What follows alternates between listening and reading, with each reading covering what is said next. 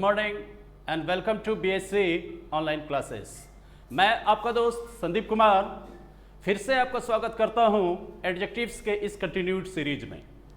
अब से पहले हम लोगों ने एडजेक्टिव्स के डिफरेंट एस्पेक्ट्स देखे, हमने उसे पहचानने के तरीके देखे, उसके टाइप्स के बारे में हमने देखा, किन दो तरीके से सेंटेंस में यूज किया जाता है उन पहलुओं को हमने जाना। और एट द सेम टाइम जब हम लोग कंटिन्यूड होकर के आगे बढ़े तो हम लोगों ने किसके बारे में जिक्र किया, डिमॉन्स्ट्रेटिव एडजेक्टिव्स के बारे में हमने जिक्र किया और इसके बाद डिस्ट्रीब्यूटिव एडजेक्टिव्स के बारे में हमने जिक्र किया। तो आज मैं आप लोगों को तीसरा पार्ट जो है एडजेक्टिव्स का, मैं उसके बारे में जिक्र करने जा रहा हूं, जो कि क्या है आपका न्यूमेरल एडजेक्टिव्स। न्यूमेरल एडजेक्टिव्स के बारे में अगर मैं बात करूं, न्यूमेरल एडजेक्टिव्स के बारे में बात करूं तो इसके नाम से ही स्पष्ट है, न्यूमेरल एडजेक्टिव का मतलब क्या हो गया आपका संख्यावाचक विशेषण। इसको आप क्या कहोगे, संख्यावाचक विशेषण, संख्यावाचक विशेषण। तो संख्यावाचक से आपको यह लगता है कि ऐसे एडजेक्टिव्स जो यह बतलाने का काम करे कि सेंटेंस में कितने व्यक्ति अथवा कितने वस्तुओं की चर्चा हुई है, उसे हम क्या कहेंगे, न्यूमेरल एडजेक्टिव्स कहेंगे। लेकिन अगर आप इसी बिंदु पे रुक जाते हैं तो समझिए ये क्या है, आपका इनकम्प्लीट डेफिनेशन होगा इसका। और जब हम इनको कंसेप्ट वाइज जब हम डेवलप करेंगे तो आपको पता चल जाएगा कि न्यूमेरल एडजेक्टिव्स के अंतर्गत क्या क्या बातें निकल करके सामने आती है। तो फिलहाल अगर हम लोग इसके बेसिक डेफिनेशंस को देखें तो हम क्या लिखेंगे, the adjective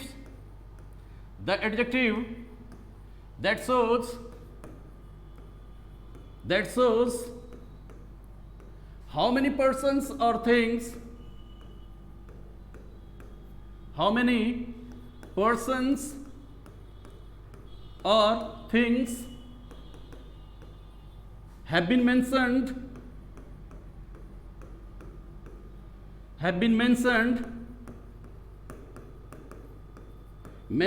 in the sentence। वाक्य में कितने व्यक्ति अथवा कितने वस्तुओं की चर्चा की गई है, यह बतलाने वाले शब्द हमारे क्या कहलाते हैं, न्यूमेरल एडजेक्टिव्स के नाम से जाने जाते हैं। अगर इसको हम बांटना चाहें तो इसे भी हम दो भागों में बांटेंगे। इसे जब हम दो भागों में बांटेंगे तो चलिए पहला भाग हम लोग लिखते हैं डेफिनिट न्यूमेरल एडजेक्टिव। पहला भाग हम लोग लिखते हैं डेफिनिट न्यूमेरल एडजेक्टिव। अगर मैं इसको शॉर्ट में डीएनए लिखूं तो आप समझ लेना कि मैं किसके बारे में बात कर रहा हूं, डेफिनेट न्यूमेरल एडजेक्टिव्स के बारे में बात कर रहा हूं। और इसका जो दूसरा पहलू निकल करके आएगा वो हमारा क्या होगा, इंडेफिनिट न्यूमेरल एडजेक्टिव। तो डेफिनिट के नाम से ही आपको स्पष्ट है, जब ये डेफिनिट न्यूमेरल एडजेक्टिव है तो ये किस बारे में बात करेगा, व्यक्तियों तथा वस्तुओं के डेफिनिट नंबर के बारे में बात करेगा। Whereas indefinite numeral adjectives will talk about the indefinite number of person और थिंग्स। ये दोनों बातें तो अभी आपको समझ में आ रही हैं। चलिए अब हम बारी बारी से क्या करते हैं, दोनों ही पहलुओं को हम आगे बढ़ाते हैं। पहला है आपका डीएनए। पहला आपने नाम क्या दिया, डीएनए। डीएनए मेरे कहने का मतलब क्या है, डेफिनिट न्यूमेरल एडजेक्टिव। अगर हम डेफिनिट न्यूमेरल एडजेक्टिव के बारे में देखें तो इसे भी तीन भागों में बांटा गया है। पहला है आपका कार्डिनल, दूसरा है ऑर्डिनल, और फिर तीसरा है आपका मल्टीप्लिकेटिव।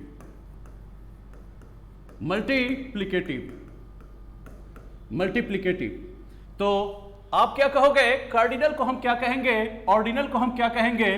कार्डिनल को आप क्या कहोगे कि ये ऐसा एडजेक्टिव है जो एग्जैक्ट नंबर बताने का काम करता है।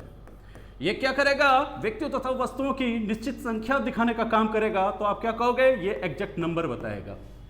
और ऑर्डिनल को आप ऑर्डर से जानो। ऑर्डर का मतलब आप जानते हो कि क्या होता है, क्रम। जब क्रम होता है तो इसको क्या कहोगे, व्यक्तियों तथा वस्तुओं का अगर हम एग्जैक्ट ऑर्डर के बारे में बात करेंगे तो ये क्या हो जाएगा, हमारा ऑर्डिनल हो जाएगा। और मल्टीप्लिकेटिव का मतलब क्या हुआ, ये क्या दिखाएगा आपको, एग्जैक्ट मल्टीपल के बारे में बात करेगा। एग्जैक्ट मल्टीपल के बारे में बात करेगा, यानी क्या हुआ, गुणात्मक विश्लेषण ये आपको करवाएगा। ठीक है। तो अब हम लोग क्या करते हैं, जब हम एग्जैक्ट नंबर के बारे में बात करेंगे तो एग्जैक्ट नंबर के बारे में आप क्या कहोगे? अगर मैं लिखता हूं 1 2 3 4 1 2 3 4 5 5 6 7 8 9 10, तो ये जो गिनती की संख्या जो है आपका एग्जैक्ट नंबर जो है, जो आप इन्फिनिटी तक चले जाओगे, इसे आप क्या कहोगे? इसे कहोगे कार्डिनल के अंतर्गत रखोगे, न्यूमरल एडजेक्टिव में कार्डिनल कह करके इसे बुलाओगे। और जिसको आप ऑर्डिनल कहते हो, ये क्या करेगा? एग्जैक्ट ऑर्डर के बारे में बात करेगा। तो आप इसके लिए क्या यूज करोगे? फर्स्ट, इसके बाद देख लो आपका सेकेंड है, फिर थर्ड है, फोर्थ है, फिर फिफ्थ है, सिक्स्थ है। इस तरह से आप आगे बढ़ते जाओगे। एक समय ऐसा आएगा कि आपको नेक्स्ट भी मिलेगा और एक समय आएगा आपको क्या मिलेगा? आपको लास्ट भी मिलेगा। तो ये एग्जैक्ट ऑर्डर जो दिखाने का काम करेगा, इसे आप क्या कहोगे? ऑर्डिनल्स का नाम दोगे इसे। जब आप एग्जैक्ट मल्टीपल के बारे में बात करोगे तो फिर आपके सामने क्या आ जाएगा? आपका सिंगल। इसके बाद देख लो फिर आपके क्या आ जाएंगे? डबल, और फिर आ जाएंगे आपके triple. Single, double and triple. तो इस तरह से जब आपने डेफिनिट न्यूमरल एडजेक्टिव को आपने बांटा, तो कितने भाग में आपने बांट लिया है? आपने 3 भाग में बांट लिया।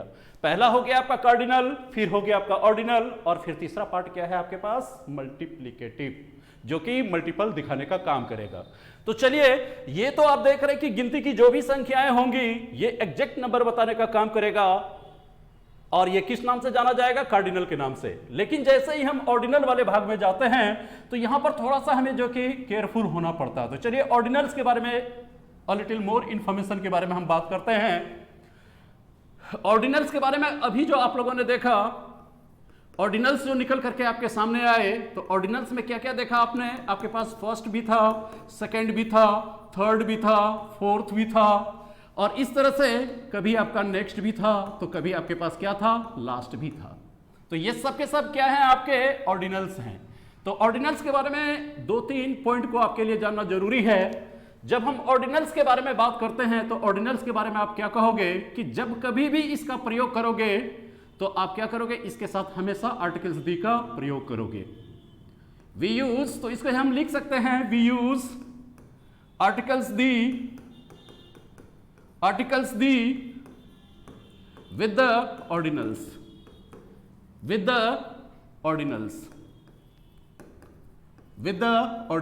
हम क्या करेंगे? आर्टिकल्स दी का प्रयोग करेंगे। किसके साथ करेंगे हम आर्टिकल्स दी का प्रयोग? ऑर्डिनल्स के साथ हम इसका आर्टिकल्स दी का प्रयोग करेंगे। जैसे देख लो, अगर मैं लिखता हूं this is the first chapter, this is the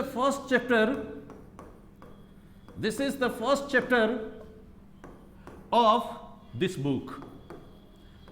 book. इसका मतलब क्या हुआ? यह इस किताब का पहला चैप्टर है। तो पहला चैप्टर है, तो यहां पर देख लो आपने क्या किया है? कार्डिनल को यूज किया है। और जब आपने कार्डिनल को यूज किया है तो आपने क्या किया? जरूरत के मुताबिक आपने आर्टिकल्स दी का आपने प्रयोग किया है। अब आप कहोगे कि सर ऑर्डिनल्स के साथ आपने बताया कि इसके साथ हम आर्टिकल्स दी का प्रयोग करेंगे, क्या ये 100% करेक्ट है या इसमें भी कुछ एक्सेप्शंस होते हैं? जी हाँ, इसमें भी आपको एक्सेप्शंस देखने को मिलेगा। सबसे पहला जो आपका कंसेप्ट हुआ 99% हम क्या करेंगे? इसके साथ आर्टिकल्स दी का प्रयोग करके लिखेंगे। लेकिन इसी के साथ साथ आपके पास क्या है? तो कुछ एक्सेप्शंस भी हैं। आपके पास कुछ एक्सेप्शंस भी हैं। एक्सेप्शंस मतलब क्या हुआ? अपवाद। अपवाद का मतलब क्या हो गया? जहां पर आपके general rule and regulations applicable नहीं होते हैं, जहां पर जनरल रूल का वायलेशन हो जाता है, वही एरियाज आपका क्या कहलाता है? अपवाद, यानी एक्सेप्शन वाले एरियाज कहलाते हैं। तो इस क्रम में अगर हम बात करेंगे तो आप थोड़ा सा सावधान रहना। किस मामले में? नेक्स्ट के मामले में, और इसके बाद क्या करना? आप लास्ट के मामले में। नेक्स्ट और लास्ट के बाद अगर मान लो क्या कि नेक्स्ट के बाद अगर आप लिखते हो नेक्स्ट वीक, ठीक है, अगर आप लिखते हो नेक्स्ट मंथ, या अगर आप लिखते हो नेक्स्ट ईयर, या अगर मैं लिखता हूं लास्ट नाइट लिखता हूं, लास्ट ईयर लिखता हूं मैं, ठीक है, या कि मैं लास्ट वीक लिखता हूं, तो यहां पर देख लो कि लास्ट वीक कहने का मतलब मेरा क्या हो गया? पिछले सप्ताह। लास्ट मंथ कहने का मतलब क्या हुआ? पिछले महीने। एंड लास्ट ईयर कहने का मेरा मतलब क्या हुआ? पिछले साल। ठीक उसी तरह से अगर मैं कहता हूं नेक्स्ट वीक तो अगले सप्ताह, नेक्स्ट मंथ अगले महीने, and next year is equal to क्या हो गया आपका? अगले साल। तो इन दोनों ही एक्सप्रेशन के साथ अगर आप सोचोगे कि यहां पर भी मुझे आर्टिकल्स दी का प्रयोग करना है, तो आपको क्या करना चाहिए, यहां पर अवॉइड करना चाहिए, आर्टिकल्स दी का प्रयोग नहीं होगा। बिना आर्टिकल्स के ही आप क्या करोगे, इस ऑर्डिनल्स का प्रयोग करोगे, जो कि वर्ब वाले पार्ट में जब आप टाइम एंड टेंस का अध्ययन करोगे वहां पर भी इसकी उपयोगिता देखने को मिलती है। शायद आपके जहन में ये बातें याद आ गई होंगी। एक तो ये बातें देख ली आपने। नेक्स्ट और लास्ट के साथ आप क्या करोगे, आप आर्टिकल्स दी का प्रयोग करके आप क्या करोगे, नहीं लिखोगे। अब इसके बाद देखते हैं, इसी ऑर्डिनल्स में देखते हैं कुछ और भी पॉइंट्स हैं आपके पास। दूसरा पॉइंट्स अगर आप लिखोगे, if two ordinals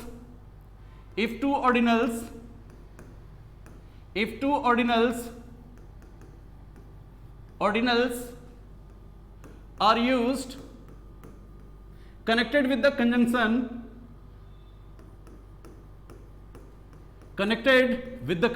and with the conjunction and अगर दो ऑर्डिनल्स का प्रयोग अगर आप कंजंक्शन एंड का प्रयोग करके करोगे तो यहां पर भी आपको क्या करना होगा, सिंगुलर और प्लूरल के दृष्टिकोण से यहां पर आपको केयरफुल होना होगा। केयरफुल क्या होना होगा, अगर दो ऑर्डिनल्स का प्रयोग, मान लो कि यहां पर आपने ऑर्डिनल्स को रखा, फिर आपने इसे कंजंक्शन एंड से कनेक्ट कर दिया और फिर जाकर के आपने क्या किया, फिर यहां पर आपने ऑर्डिनल्स को रख दिया। तो इसमें आपको क्या करना होगा, चलिए इसमें पहला पॉइंट देखते हैं। दो ऑर्डिनल्स को तो आपने प्लेस कर दिया, और अगर आर्टिकल्स सिर्फ आपने पहले वाले के साथ यूज किया है, अगर आर्टिकल्स दी सिर्फ पहले वाले के साथ अगर आपने यूज किया है, तो आपको क्या करना होगा, इसके बाद जो आप नाउन को जगह दोगे, ये नाउन आपको प्लूरल नंबर में रखना होगा, ये नाउन आपको प्लूरल नंबर में रखना होगा। और इसका दूसरा पॉइंट आप क्या कहोगे, अगर ऑर्डिनल्स दोनों ही ऑर्डिनल्स के साथ अगर आप आर्टिकल्स दी का प्रयोग कर देते हो और कंजंक्शन एंड से आप इसे कनेक्ट करके रखते हो, दी प्लस फिर ऑर्डिनल्स को रखते हो, तो अब आपको क्या करना होगा, सतर्क क्या रहना होगा। अब आपके जो नाउन्स आएंगे दोस्त, ये नाउन आपके किस नंबर में होंगे, आपके सिंगुलर नंबर में होंगे।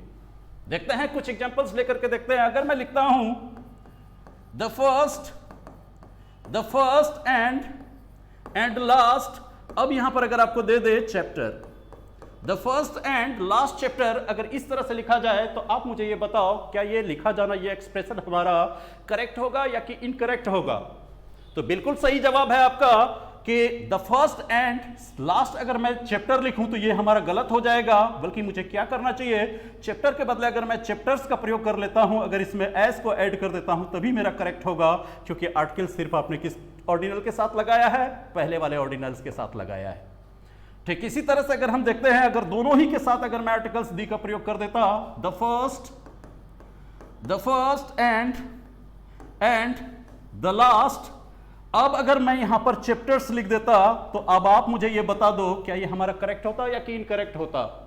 अब तो ये इनकरेक्ट हो जाएगा। इनकरेक्ट इसलिए हो जाएगा कि यहां भी देखो आपके पास ऑर्डिनल्स है, यहां पर भी आपके क्या है, ऑर्डिनल्स है, दोनों के साथ आर्टिकल्स दी का प्रयोग किया गया है, और नाउन को अगर आप प्लूरल फॉर्म में करके रख रहे हो तो ये आपकी क्या है, गलती है।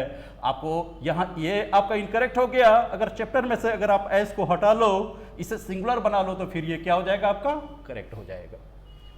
ये जो थोड़ी सी इन्फॉर्मेशन थी, एडिशनल इन्फॉर्मेशन जो आपके लिए जानना जरूरी था, वो किस कंटेक्स्ट में, ऑर्डिनल्स के कंटेक्स्ट में जानना जरूरी था। आइए फिर से हम कंटेक्स्ट पे चलते हैं। डेफिनेट न्यूमरल एडजेक्टिव्स के जो 3 पार्ट हुए आपके, उससे संबंधित जब सवाल पूछे जाते हैं तो किस तरह के सवाल पूछे जाते हैं, और उसके मामले में हमें किस तरह से केयरफुल होना है, वो देखेंगे। हमने क्या किया, डेफिनेट न्यूमरल एडजेक्टिव को कितने भाग में बांटा दोस्त, आपने बांटे हैं 3 भागों में। पहला आपका क्या है, कार्डिनल, पहला आपका कार्डिनल है, और दूसरा भाग क्या था आपका, ऑर्डिनल। दूसरा है आपका ऑर्डिनल, और तीसरा भाग आपका क्या है, multiplicative.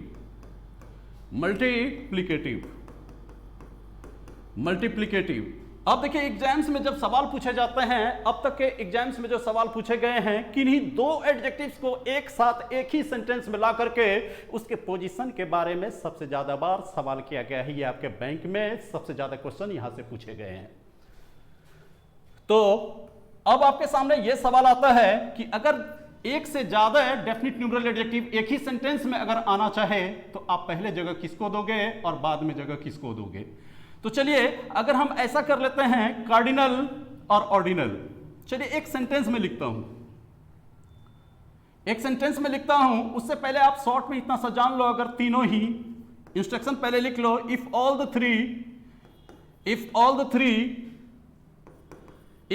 Three come together in the same sentence,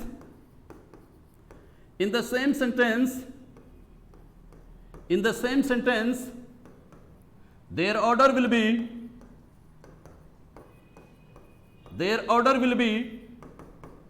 be OCM।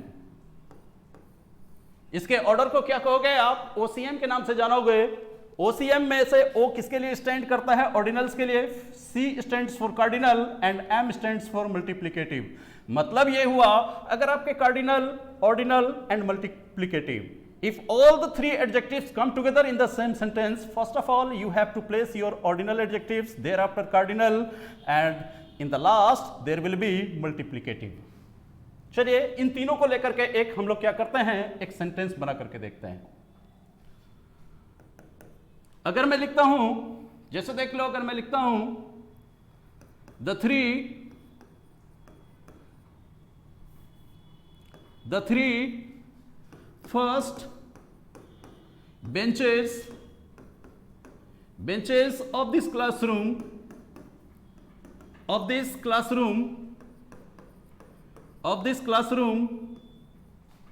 are reserved for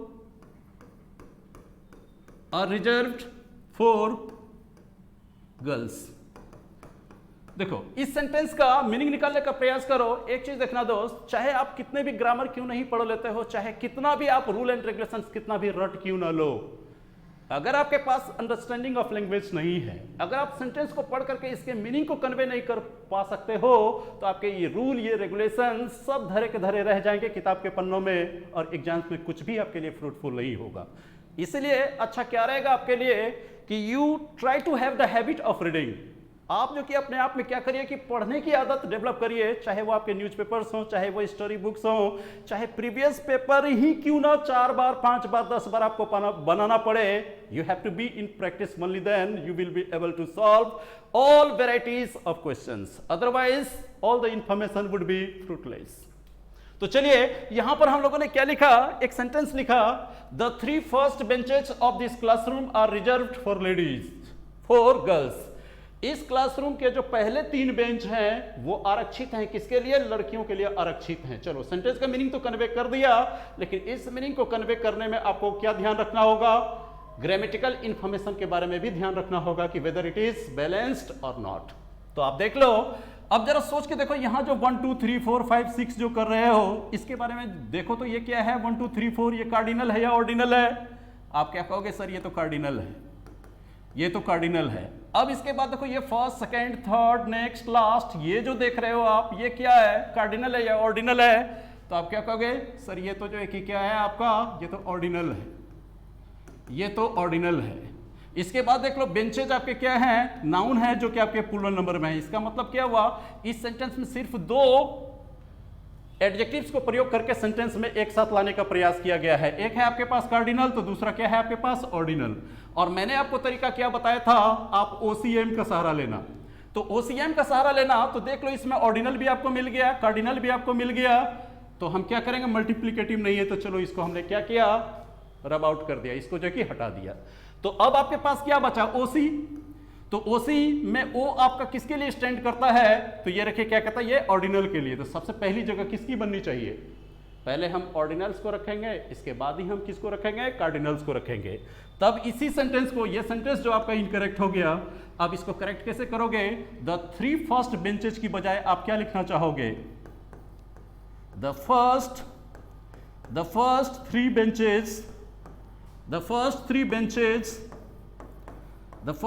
benches of this classroom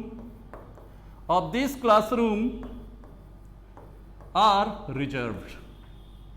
are reserve for girls. इस तरह से अगर आप लिखते हो तो देख लो कि सबसे पहले आपके कौन आ गए, ऑर्डिनल्स आ गए, फिर इसके बाद देखो 1 2 3 4 ये देख लो क्या कि कार्डिनल आ गए। अगर इसको याद करना आपके लिए आसान नहीं लग रहा है तो ओसी का मतलब समझ रहे हो ना दोस्त, ओसी को आप इस तरह से भी समझो ना, ऑफिसर्स चॉइस। आप इसको ऑफिसर्स चॉइस भी समझ लो। और मैं जानता हूं दोस्त आप लोगों में से कितने लोग जो कि ऑफिसर्स चॉइस के बारे में जानते होंगे, ये मुझे भी पता है, आपको भी पता है। तो आप अगर उसी तरीके से इसे याद रख लेते हो तो ये और अति उत्तम। तो अब हम लोगों ने क्या किया, इस सेंटेंस में दो एडजेक्टिव्स को एक साथ लाने का प्रयास किया। अब चलिए हम तीनों को एक साथ लाने का प्रयास करते हैं। अगर एक सेंटेंस में लिखता हूं I want to book the three first double seated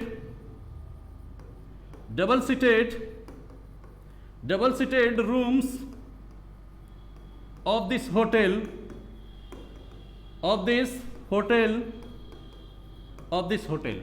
तो अब ये देखो इस सेंटेंस का अगर आप मीनिंग निकालना चाहो तो मीनिंग क्या निकलेगा, यहां पर देख लो आई वांट टू बुक, मैं बुक करना चाहता हूं, ठीक है। The 3 first double seated rooms of this hotel, तो मतलब क्या हुआ, इस होटल का पहला, ठीक है, इस होटल का पहला 3 डबल सीटेड रूम्स जो है कि मैं बुक करना चाहता हूं मैरिज पर्पसेस से। तो अब इसमें देख लो, ये जो देख रहे हो आप 3, फिर ये क्या हो गया आपका, ये कार्डिनल हो गया आपके पास, ये देख लो कार्डिनल है। इसके बाद फर्स्ट देखो ये क्या है आपके पास, ऑर्डिनल है। और ये डबल सीटेड रूम्स जो देख रहे हो दोस्त, ये double seated, single, double, triple, ये क्या है आपके पास, मल्टीप्लिकेटिव। और आप जानते हो कि ऑर्डर हमारा क्या होना चाहिए, ऑर्डर हमारा ओसीएम का होना चाहिए। पहले ऑर्डिनल को रखेंगे, फिर कार्डिनल को रखेंगे, और फिर किसको रखेंगे, हम मल्टीप्लिकेटिव को रखेंगे। तो आप इसको चेंज कर लो क्योंकि ये एक्सप्रेशन आपका गलत हो चुका है। अगर इसको अगर आप करेक्ट करोगे तो आपको क्या लिखना होगा, I want to book the first 3 double seated rooms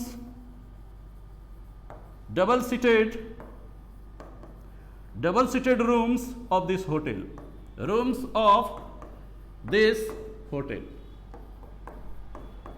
अब देख लो कि बैलेंस हुआ कि नहीं हुआ। तो आप यहां पर देखो क्या कि द फर्स्ट जो लिख रहे हो, द फर्स्ट क्या है आपके पास, ऑर्डिनल। इसके बाद को 1 2 3 4 ये क्या है आपके कार्डिनल, और यहां पर देख लो डबल सीटेड रूम्स जो है ये क्या है आपके मल्टीप्लिकेटिव। तो ये देख लो क्या कि ये जस्टिफाई तो हो गया ना आपके पास। तो डेफिनिट न्यूमरल एडजेक्टिव में हम लोगों ने 3 के बारे में देखा, कार्डिनल के बारे में देखा, ऑर्डिनल के बारे में देखा, और किसके बारे में देखा, हमने मल्टीप्लिकेटिव के बारे में देखा, ठीक है।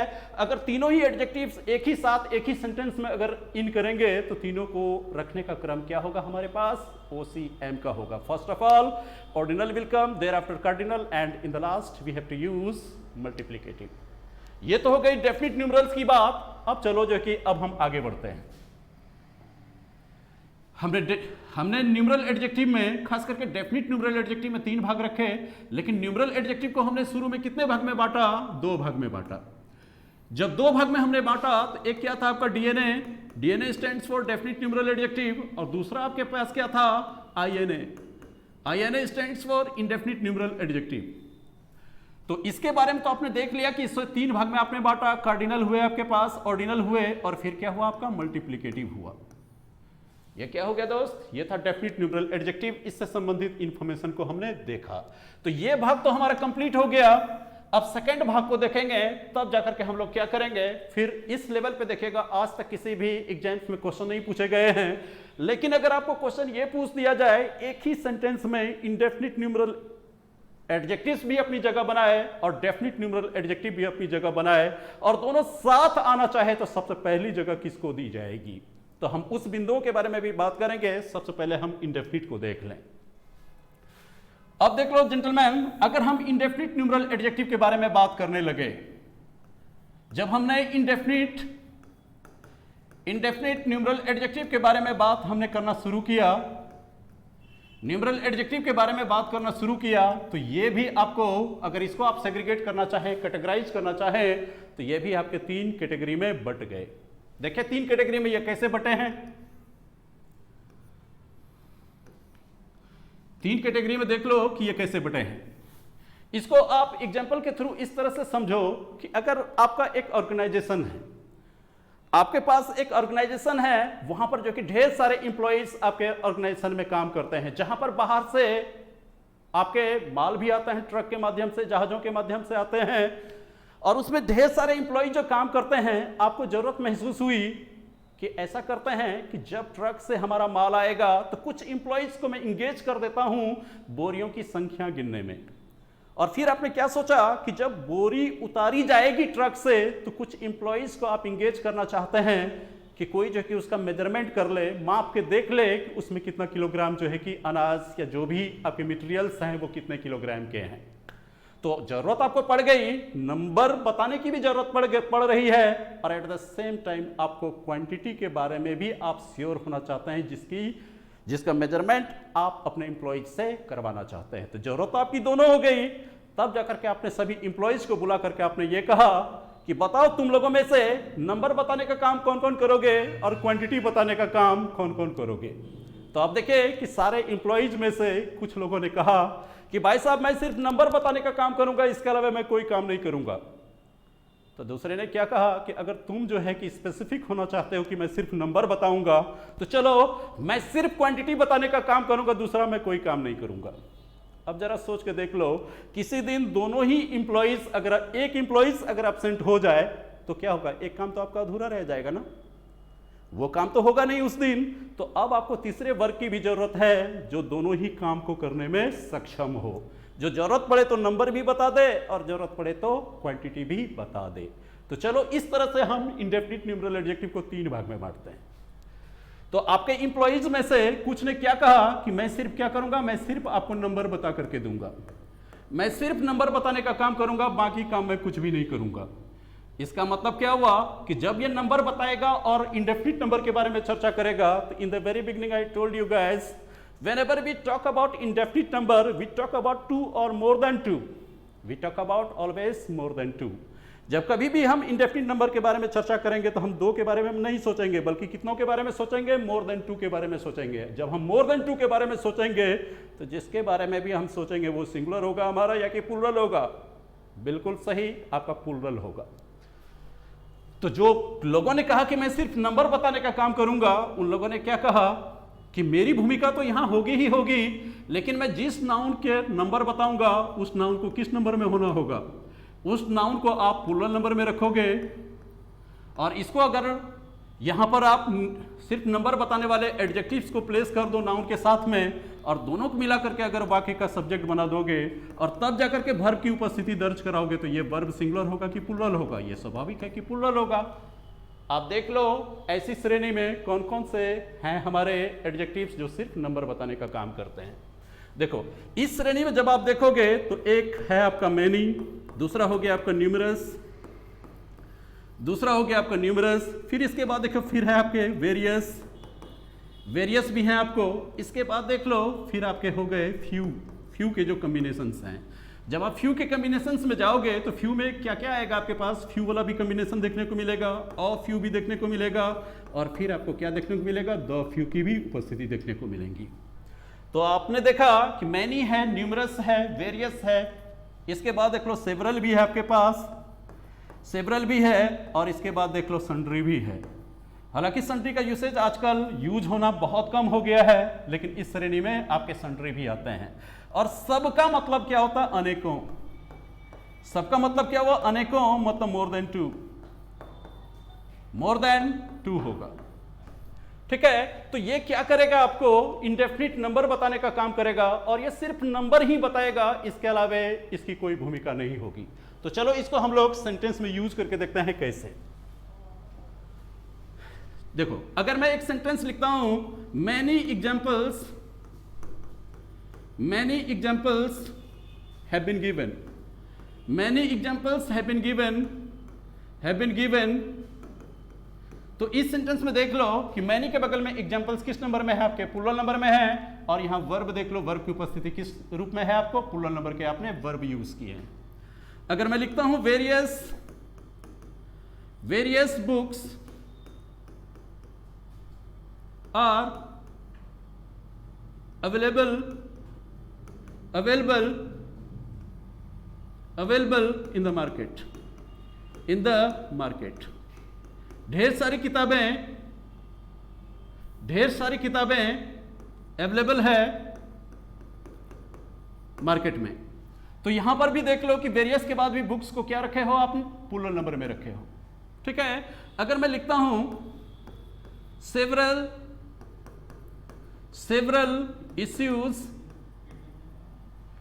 issues are unresolved. मैंने क्या लिखा है कि ढेर सारे ऐसे मुद्दे हैं जिसको रिजॉल्व नहीं किया गया, जिसको हल नहीं किया गया है। तो सेवरल भी देखो अनेकों हैं, इसके बगल में देख लो इश्यूज किस नंबर में है आपके, प्लूरल नंबर में है।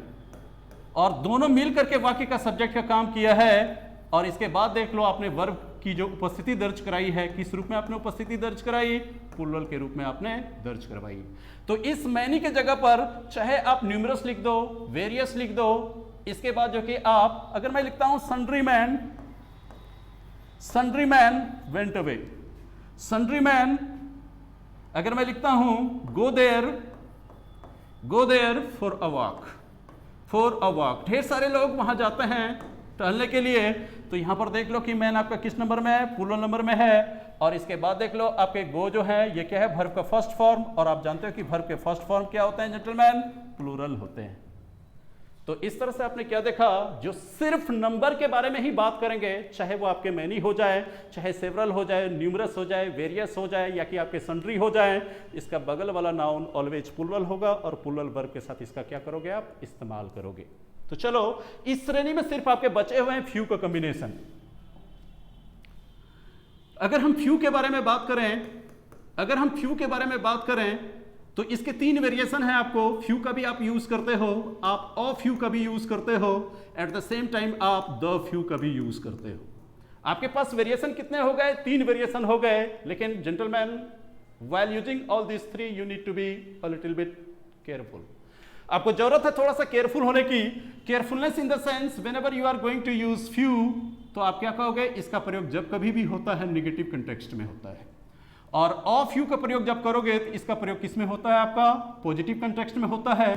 पॉजिटिव कंटेक्स्ट में ही यूज करते हुए पॉजिटिव नंबर को अगर आप एम्फसाइज करना चाहोगे पॉजिटिवली, तब आप क्या करोगे, द फ्यू का प्रयोग करोगे।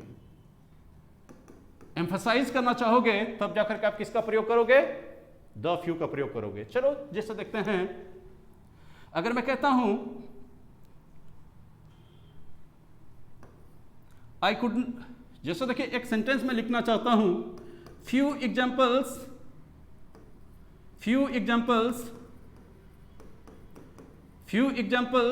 Have been given. इसका मतलब क्या हुआ कि कुछ उदाहरण दिए गए हैं।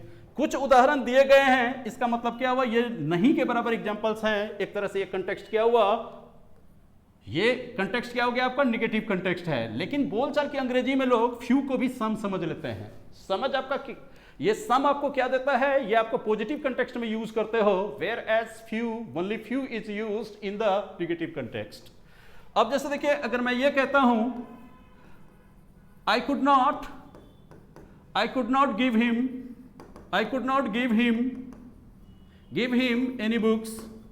give him any books because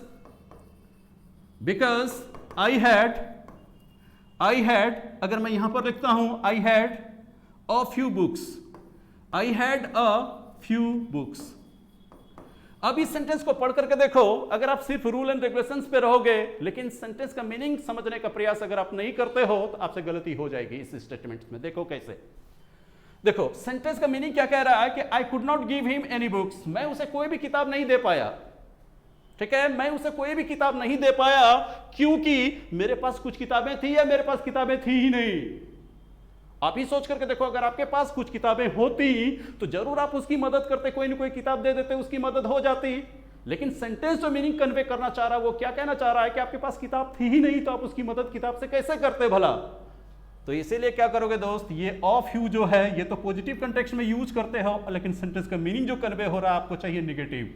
तो आप क्या करोगे, इस ऑफ यू को हटा करके अगर आप ओनली फ्यू को यूज करोगे तो सेंटेंस क्या हो जाएगा, आपका करेक्ट हो जाएगा। ठीक है, ये बात हो गई आपको पॉजिटिव कंटेक्स्ट में ऑफ यू, और जब आपको निगेटिव कंटेक्स्ट में बात करनी हो तो आप क्या करिएगा, ऑफ यू पॉजिटिव कंटेक्स्ट में और सिर्फ फ्यू क्या करोगे आप निगेटिव कंटेक्स्ट में। ठीक उसी तरह से देख लो कि अगर हम कहते हैं I lost few friends, I lost few friends I had. अब जरा इस सेंटेंस को पढ़ करके देखो, सेंटेंस क्या कहना चाह रहा है कि मेरे पास जो कुछ ही थोड़े से दोस्त थे वो दोस्त मैंने खो दिए। दोस्त होंगे आपके पास तभी तो आप खोओगे ना। और यहां पर आपने यूज क्या कर लिया है, I lost few friends I had. इसका मतलब क्या हुआ, फ्यू फ्रेंड्स का मतलब हुआ दोस्त तो आपके पास थे ही नहीं। जब आपके पास दोस्त थे ही नहीं तो आप खोओगे क्या, खोने के लिए तो कुछ है ही नहीं आपको। लेकिन सेंटेंस कहना क्या चाह रहा है, मेरे पास दो चार जो ही थोड़े दोस्त थे मेरे नंबर में, वो दोस्त मैंने खो दिए। तो आपको क्या करना होगा कि आई लॉस्ट, और ये देखो इस पॉजिटिव नंबर को आपको एम्फसाइज करना होगा। तो इसी जगह पर आप किसको यूज करना चाहोगे, द फ्यू को यूज करना चाहोगे। तो क्या हो जाएगा, I lost the few friends I had. मेरे पास जो कुछ ही थोड़े से दोस्त थे वो दोस्त मैंने खो दिए। तो आप ये जान लो जेंटलमैन, जब हम फ्यू के बारे में बात करते हैं निगेटिव कंटेक्स्ट, जब हम ऑफ फ्यू और द फ्यू के बारे में बात करेंगे तो पॉजिटिव कंटेक्स्ट। ठीक है, और पॉजिटिव कंटेक्स्ट में भी जब हम एम्फसाइज करेंगे तो द फ्यू एम्फसाइज नहीं करेंगे। नॉर्मल केस में अगर हम दिखाना चाहेंगे, सम के मीनिंग में लाना चाहेंगे, तो आप क्या करोगे, ऑफ फ्यू का आप प्रयोग कर लेना। तो ये तो हो गई ऑफ फ्यू की बात। अब इसके बाद देख लो कि फिर इसको हम रिलेट करने जा रहे हैं। ये हो गया आपका किसके बारे में, इंडेफिनिट न्यूमरल एडजेक्टिव्स में से ऐसे एडजेक्टिव्स के बारे में हम लोगों ने इंफॉर्मेशन डिराइव किया जिसका काम सिर्फ और सिर्फ किस चीज के लिए यूज हो रहा है, वो नंबर दिखाने के लिए। अब चलो इसके जो है कि हम सेकेंड स्टेप के बारे में बात करते हैं। आपने क्या कहा कि आपके कंपनी के इतने इंप्लॉइज में से कुछ इंप्लॉइज ने क्या कहा कि मैं आपको सिर्फ नंबर बताने का काम करूंगा, और नंबर बताने वाले इन सभी को आपने देख लिया। अब दूसरे वर्ग के इंप्लॉइज आए जिसने क्या कहा कि देखो अगर वो सिर्फ नंबर बताएगा तो मैं नंबर तो नहीं बताऊंगा, मैं सिर्फ क्वांटिटी बताऊंगा, बाकी मैं कोई काम नहीं करूंगा। तो देख लो प्योरली क्वांटिटी बताने वाले जो शब्द आए, जो प्योरली क्वांटिटी दिखाएगा प्योरली। अगर आप कहना चाहो तो शुद्ध रूप से इसी को आप क्वांटिटेटिव एडजेक्टिव कह सकते हो। तो इस वर्ग में सिर्फ 3 लोग आए, एक आ गया आपका मच, दूसरा आ गया आपका लिटिल, और तीसरा आ गया आपका द होल। देखो 3 एडजेक्टिव्स निकल करके आए। फिर आपके दिमाग में जरूर ये इंफॉर्मेशन तुरंत आ गया होगा कि सर जिस तरह से फ्यू के 3 वेरिएशंस थे हमारे, few, of few, the few, similarly तो लिटिल के भी तो हमारे 3 वेरिएशंस है ना, लिटिल, अ लिटिल और the little. Yes you are right, बिल्कुल सही सोच रहे हो, आपका दिमाग बिल्कुल सही डायरेक्शन में जा रहा है। तो आप ये देखो क्या कि लिटिल के वेरिएशंस के बारे में बात करेंगे तो हम लोग क्या करेंगे, लिटिल के बाद हम अ लिटिल भी तो यूज कर सकते हैं, या कि हम द लिटिल भी यूज कर सकते हैं। तो मेनली यही 3 हैं जो प्योरली क्या बताने के काम आएंगे आपको, ये आपको क्वांटिटी बता करके देंगे। क्वांटिटी के अलावा ये दूसरा कोई भी काम नहीं करेंगे। अब आप ये बताओ जेंटलमैन, अगर ये सब क्वांटिटी का सूचक है, इसका मतलब मैंने क्या कहा था in the very beginning, what I told you about, अगर एडजेक्टिव्स के अगर किसी भी शब्द के बगल में नाउन है, इसका मतलब क्या है, वो शब्द एडजेक्टिव है। और जब ये जान रहे हो कि क्वांटिटेटिव एडजेक्टिव का ये काम करेगा, तो इसके बगल में तो आपको किसको रखना होगा, नाउन को रखना होगा। और नाउन को रखना होगा, और कंटेक्स्ट क्या है, क्वांटिटी बताने का काम है। तो बताओ ये नाउन किस तरह का रखोगे, अनकाउंटेबल। ये नाउन क्या आएगा आपको, अनकाउंटेबल नाउन ही आएगा ना। अनकाउंटेबल नाउन को ही आप नहीं गिन सकते हो, इसे ही तो आप ऑलवेज मास या कि क्वांटिटी के रूप में देखते हो ना। मास या क्वांटिटी के रूप में तो हम ऐसे ही नाउन को देखते हैं, अर्थात नाउन अनकाउंटेबल होगा, और अनकाउंटेबल नाउन ऑलवेज क्या माने जाते हैं, सिंगुलर माने जाते हैं। ठीक है, और ये दोनों मिलकर के बाकी का सब्जेक्ट बनेगा। तो यहां जो आप वर्ब की उपस्थिति दर्ज कराओगे, किस रूप में, सिंगुलर वर्ब की उपस्थिति दर्ज होगी यहां पे। तो चलो एक एक करके बात करते हैं हम लोग। अगर मैं लिखता हूं much milk is needed for making sweets. देखो इस सेंटेंस में मैंने क्या लिखा कि मिठाई बनाने के लिए बहुत ज्यादा दूध की जरूरत है। तो दूध को आप गिन सकते हो या ये क्वांटिटी का सूचक है, तो बिल्कुल सही सोच रहे हो आप, ये क्वांटिटी का सूचक है।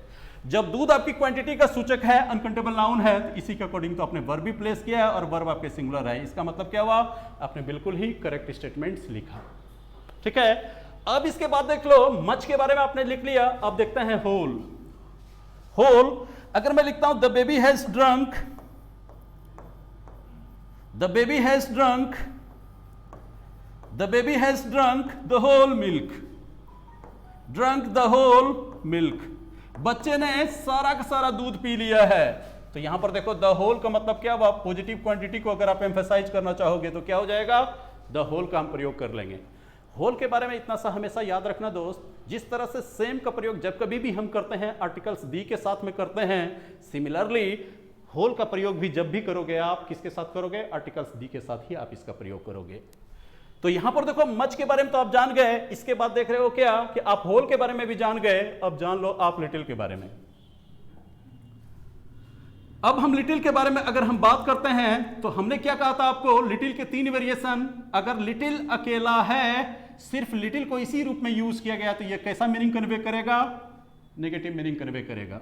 अगर आपने अ लिटिल लिखा हुआ है, अ लिटिल अगर आपने लिख दिया है तो ये आपको पॉजिटिव मीनिंग कन्वे करेगा। और अगर आपने जो कि द लिटिल लिख दिया, द लिटिल लिख दिया तो ये क्या करेगा, पॉजिटिव मीनिंग तो कन्वे करेगा, साथ ही साथ जो कि उस पॉजिटिव क्वांटिटी को ये क्या करेगा, एम्फसाइज करने का काम करेगा, ये आपको एम्फसाइज करने का काम करेगा। तो अब चलिए अगर हम कहते हैं, एक सेंटेंस देख लो आप, आई could not solve the questions, I could not solve the question, I could not solve the question because I had a little, because I had a little knowledge, I had a little knowledge। अब इस sentence को पढ़कर देखो कि meaning क्या निकल रहा है सेंटेंस का। मैं बार बार कह रहा हूं, बिफोर टेकिंग एनी स्टेप्स, कोई भी कदम उठाने से पहले आपका पहला प्रयास क्या होना चाहिए, first of all go through the sentence, try to understand its meaning. सबसे पहला काम हम करेंगे, सेंटेंस को पढ़ेंगे, उसके मीनिंग को समझने का प्रयास करेंगे, और जो मीनिंग डिमांड कर रहा है उस डिमांड में आप देखोगे कि ग्रामेटिकल इंफॉर्मेशन को किस तरह से हम यूज करें कि वो सपोर्ट कर दे। तो देखो सेंटेंस में क्या लिखा गया, आई could not solve the question, मैं सवाल नहीं बना पाया क्योंकि मेरे पास, यहां पर देखो क्या हुआ, because I had a little knowledge, क्योंकि मेरे पास थोड़ी जानकारी थी इसलिए सवाल नहीं बना पाया। अच्छा लग रहा है आपको? इसका मतलब क्या कहना चाह रहे हैं आप, आपके पास जानकारी ही नहीं थी, ज्ञान ही नहीं था, इसलिए सवाल नहीं बना पाए आप। तो ये ज्यादा सटीक है ना आपको। इसका मतलब सेंटेंस जो मीनिंग आपसे डिमांड कर रहा है, डिमांड आपको नेगेटिव कर रहा है और आप पॉजिटिव सप्लाई कर रहे हो, तो आप क्या करोगे, अ लिटिल में से ए को हटा लो यहां से, सेंटेंस विल बी करेक्ट। जान गए आप? ठीक इसी तरह से अगर हम देखते हैं, किसके बारे में देखेंगे दोस्त, हम देखेंगे आप अ लिटिल के बारे में देखेंगे। अब जैसे देखो कि अगर इसी सेंटेंस को मैं इस तरह से लिखता, I could solve some of the questions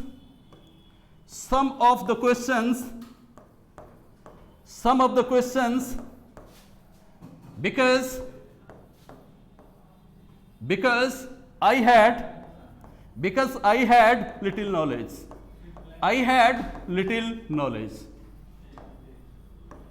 अब देखो इस सेंटेंस को पढ़ करके देखो, सेकंड सेंटेंस में आप क्या कहना चाह रहे हो कि आई कुड सॉल्व द क्वेश्चन, मैं सवाल को सॉल्व कर पाया क्योंकि मेरे पास ज्ञान ही नहीं था। फिर तो आप गलत कर दिए ना दोस्त।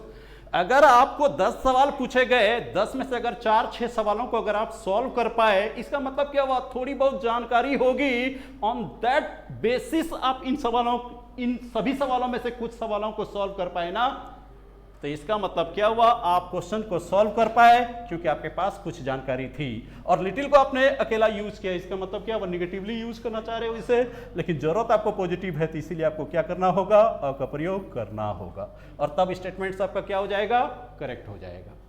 ठीक है, अब हम लोग देखेंगे द लिटिल के बारे में। अब देखो द लिटिल के बारे में अगर हम देखें, द लिटिल के बारे में देखें तो मैंने क्या कहा था, ये पॉजिटिव क्वांटिटी के बारे में बात करेगा, पॉजिटिव क्वांटिटी को एम्फसाइज करने के लिए बात करेगा। एम्फसाइज करने के लिए आप इसको यूज करोगे, तो पॉजिटिव क्वांटिटी को यूज करते हैं, देखिए जैसे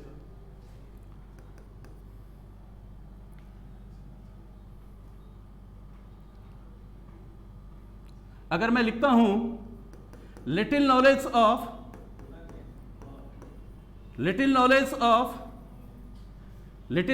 of music helped me when my father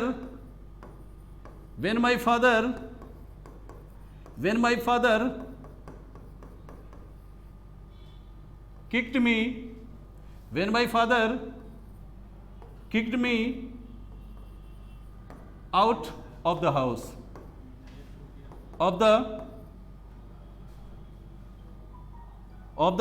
or from the house.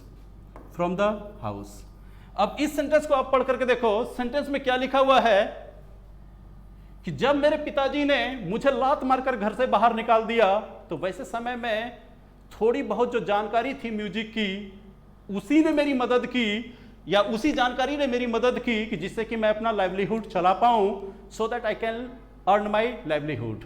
तो यहां पर देखिए क्या हुआ कि सेंटेंस क्या कहना चाह रहा है कि जब उसके पिताजी ने, हो सकता है कि इसके जो कि गैर जिम्मेदाराना रवैये की वजह से इसके पिताजी ने इसको लात मार करके घर से बाहर निकाल दिया होगा। तो जरा सोच के देखिए, अगर आपके पास कोई स्किल नहीं है तो क्या करोगे? भीख मांगोगे या तो भूख से मर जाओगे।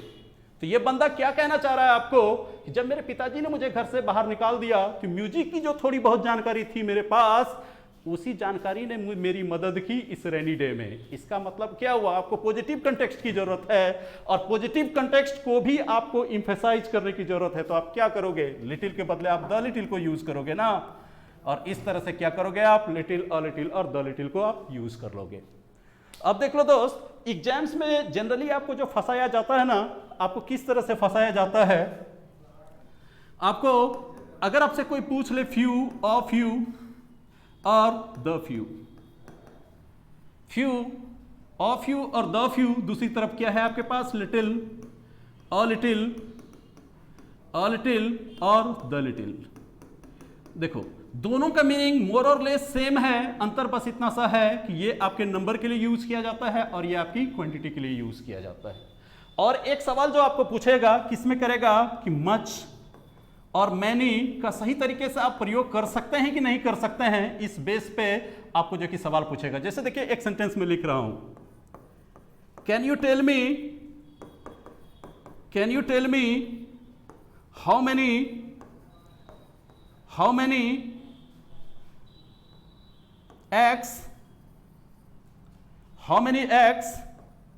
and milk he has brought home.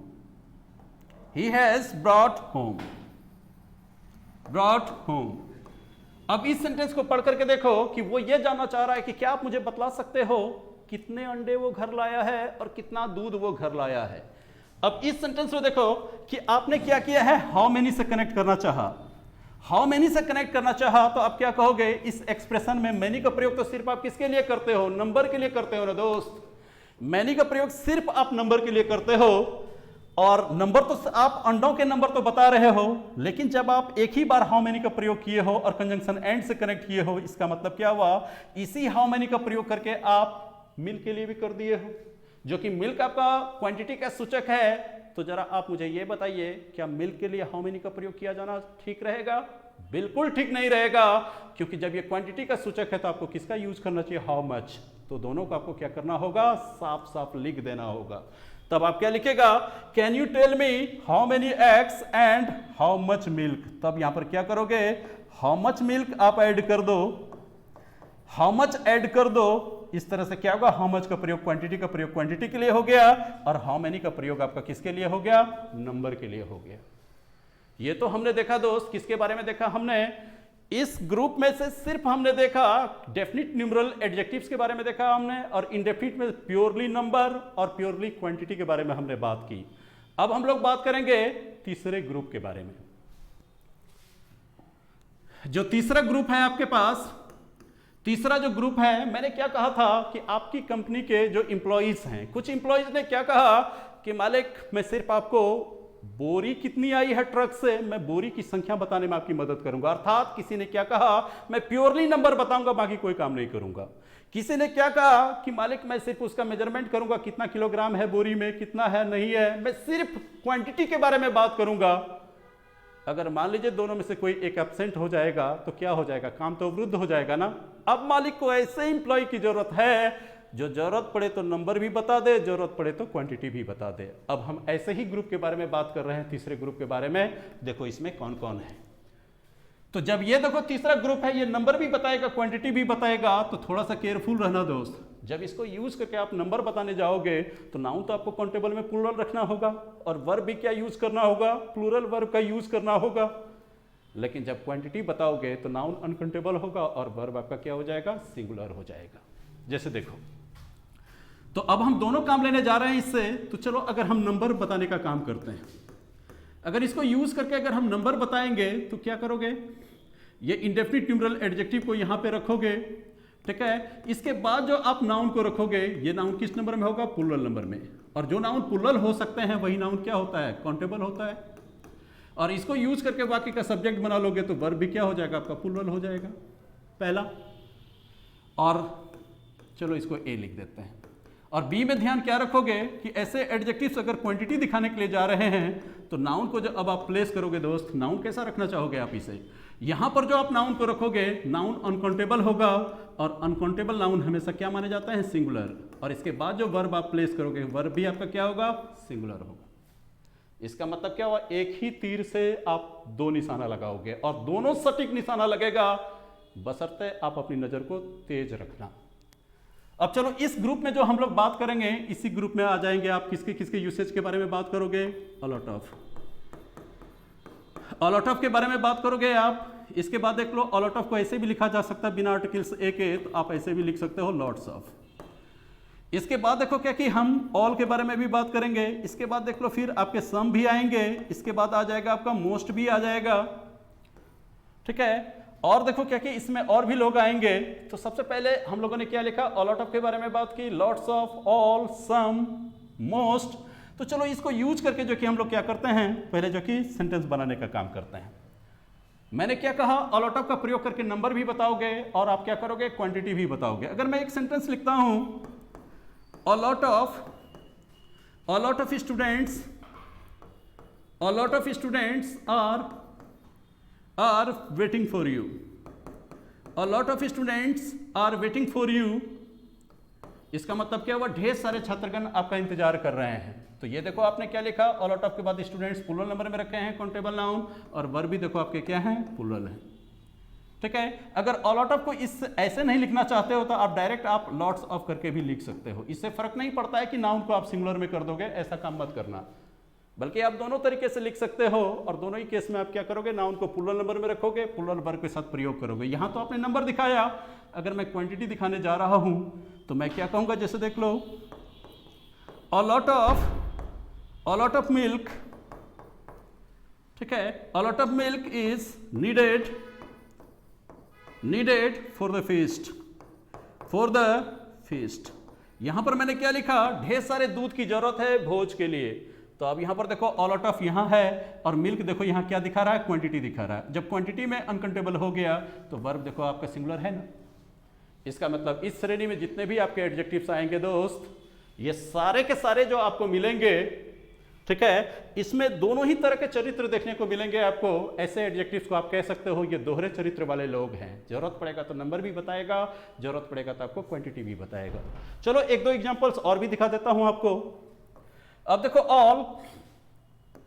All के बारे में अगर हम बात करते हैं तो ऑल के बारे में इतनी सी बात देख लेना दोस्त कि ऑल का प्रयोग जब पर्सन के लिए किया जाता है तो ऑल को प्लूरल माना जाता है।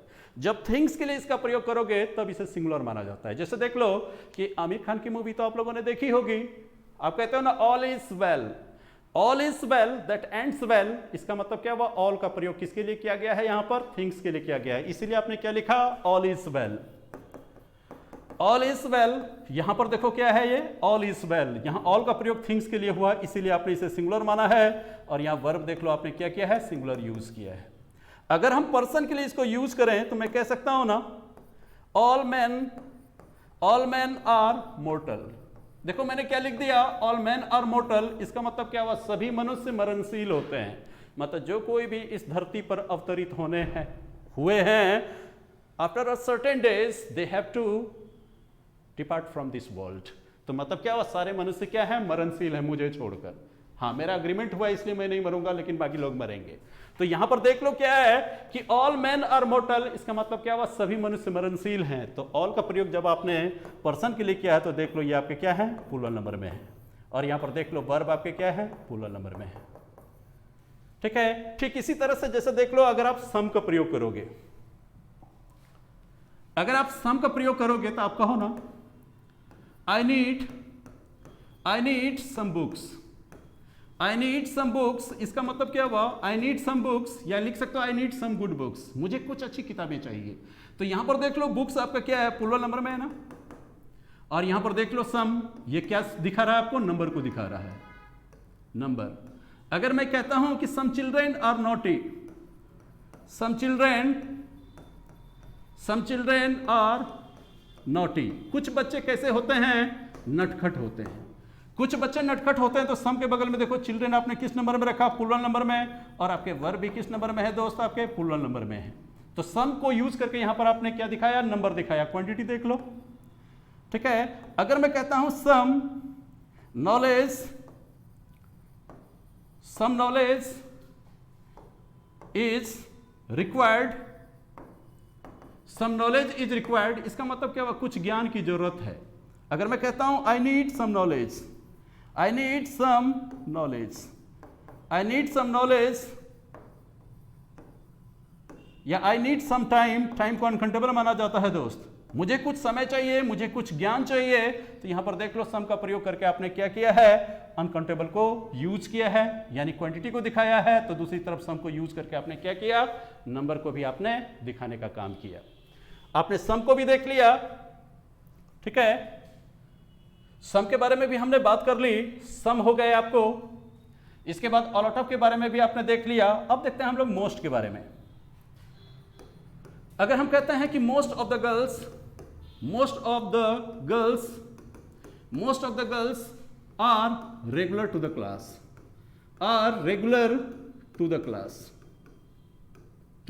क्लास, मैंने क्या लिखा, अधिकांश लड़कियां क्लास में क्या है, रेगुलर है। तो यहां पर देखो मोस्ट ऑफ द गर्ल्स आपके प्लूरल नंबर में है, और आर देखो ये क्या है आपका, प्लूरल है। ठीक है। अगर मैं लिखता हूं जैसे देख लो most of the land is barren, इसका मतलब क्या हुआ, अधिकांश जमीन क्या है, बंजर है। तो यहां पर देख लो लैंड क्या है, अनकाउंटेबल नाउन, और इज देख लो आपके क्या है, सिंगुलर वर्ब है। ठीक है। इस तरह से हमने क्या देखा, कुछ लोग हैं प्योरली नंबर बताए, कुछ लोग प्योरली क्वांटिटी बताए, और कुछ लोगों में दोनों ही तरह के चरित्र पाए गए। जरूरत पड़ा तो नंबर बताया, जरूरत पड़ा तो क्वांटिटी बताया। जब नंबर बताया तो नाउन को प्लूरल नंबर में रख करके प्लूरल वर्ब के साथ यूज किया, और जब क्वांटिटी बताया तो आपने नाउन को अनकाउंटेबल रखा और उसके बगल में आपने सिंगुलर वर्ब का प्रयोग करके सेंटेंस को फॉर्म कर दिया। तो अभी आपने क्या देखा, न्यूमरल एडजेक्टिव्स में डेफिनिट पार्ट को भी देखा, इनडेफिनिट पार्ट को भी देखा। अब आता है कंक्लूजन का एक पॉइंट बचा है, इसके बाद जो है कि ये आपका एडजेक्टिव आपका कंप्लीट हो जाएगा। अब देखो दोस्त, न्यूमरल एडजेक्टिव्स में हमने क्या बात की थी, न्यूमरल एडजेक्टिव्स में हमने इसे दो भाग में बांटा था। एक था आपका डेफिनिट न्यूमरल एडजेक्टिव, दूसरा आपने क्या रखा था, इनडेफिनिट न्यूमरल एडजेक्टिव। इसमें आपके तीन भाग थे, cardinal, ordinal and multiplicative. Cardinal, ordinal and multiplicative, ये तीन थे।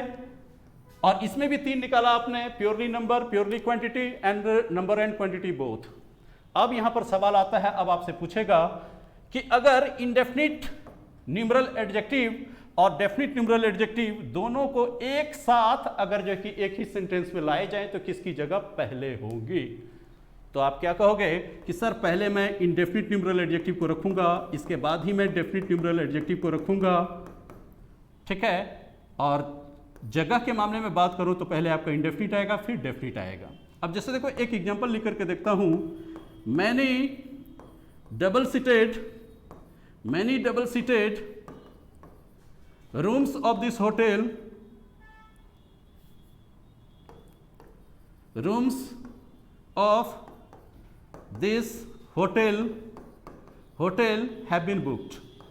Have been booked. इसका मतलब क्या हुआ कि ढेर सारे जो है कि डबल सीटेड रूम्स बुक किए गए हैं इस होटल के। तो मैनी आप देख रहे हो, ये क्या है, इंडेफिनिट न्यूमरल एडजेक्टिव जो प्योरली नंबर बता रहा है। ये डबल सीटेड, ये क्या है आपका मल्टीपल है, जो किस कैटेगरी का है, डेफिनिट न्यूमरल एडजेक्टिव की कैटेगरी मल्टीप्लिकेटिव में से है ये। इस तरह से दोस्त आज हम लोगों ने क्या देखा, न्यूमरल एडजेक्टिव्स के बारे में कुछ इन्फॉर्मेशन हमने डिराइव किए। आपने देखा किस तरह से हम लोग देखिए फ्रॉम द वेरी बेसिक से लेकर के किस तरह के क्वेश्चंस पूछे जाते हैं एग्जाम्स में, हर पहलुओं के बारे में हम लोगों ने क्या किया, विस्तृत अध्ययन किया। ठीक इसी तरह से सबसे पहले आपके कंसेप्ट सॉल्व हो जाएंगे, फिर कंसेप्ट बिल्डिंग एक्सरसाइजेस मैं आपको करवा लूँगा वर्कशॉप के माध्यम से। इसके बाद रियल एग्जामिनेशन क्वेश्चंस जो प्रीवियस ईयर में पूछे गए हैं वो सभी क्वेश्चंस को आपसे सॉल्व करवा लूँगा। और थैंक यू कहना चाहता हूँ आप सभी स्टूडेंट्स को जो आपने इससे प्रीवियस वाले जो कि वीडियो को आपने काफ़ी लाइक किया, शेयर किया, सब्सक्राइब भी किया और बेल का बटन भी दबाया, ताकि आपको नेक्स्ट आने वाले वीडियोस का नोटिफिकेशन आपको पहले भी मिल जाए। आप अपना प्यार और पेशेंस बनाए रखिए। I will keep delivering the best required for your upcoming exams. अब इसी इंफॉर्मेशन के साथ चलिए, let's sum up our class for the day and hoping to see you again on the same time and same channel tomorrow. Till then, good night and goodbye.